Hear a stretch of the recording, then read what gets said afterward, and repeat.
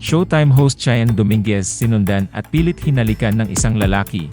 Ire-report kita, maniwala ka sa akin. Ire-report kita. Manyang ka, let's ka. O ano, bobo, bobo.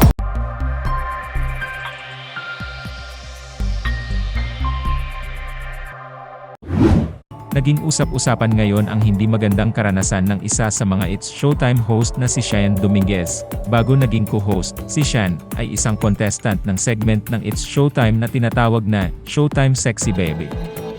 Tulad ng nakikita sa kanyang Instagram account, si Cheyenne ay mukhang fabulous and gorgeous in her chic ensembles. Ang It's Showtime host ay nagtataglay din ng jaw-dropping physique na kitang-kita sa kanyang beach snaps. Samantala, isang hindi magandang karanasan ang nangyari sa kanya habang siya ay pauwi sa kanyang kondo. Sa Facebook, ibinahagi ng ama ni Cheyenne ang naranasan ng kanyang anak matapos sundan sa kanyang kondo at pilit na pinaghahalikan ng isang lalaki. Sa interview ng PEP, ayon sa ama ni Cheyenne, hindi personal na kilala ng anak ang suspect.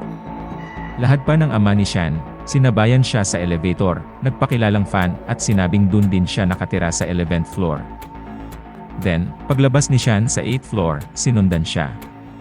At nung papasok na sa unit niya at isasarado niya ang pinto, pinigil siya ni Torno, at nagpumilit na papasok sa unit, hinawakan niya si Cheyenne sa baywang at akmang hahalikan. Mabuti, malakas ito at nagpumiglas, sumigaw siya at dun na tumakbong patakas ang suspect na nakuhanan ng video. Mapapanood sa video ang nagmamadaling pagtakas ni Torno, na sa isang punto ay nadulas habang kumakaripas ng takbo. Ano unit mo? Tama ka! Bobo ka! Ire-report kita! Ire-report kita, maniwala ka sa akin. Ire-report kita. Manyak ka, let's ka. O ano, bobo, bobo. Tinanong kung kamusta ang kalagayan ngayon ni Cheyenne. Ayon kay Florendo, she's being comforted by us, her family, friends, and fans.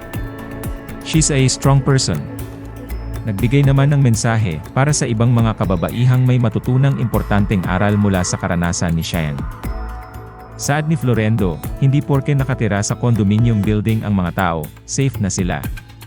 Minsan ang hayok sa laman ay isa rin sa tenants ng condominium, mag-ingat lalo sa panahon ngayon.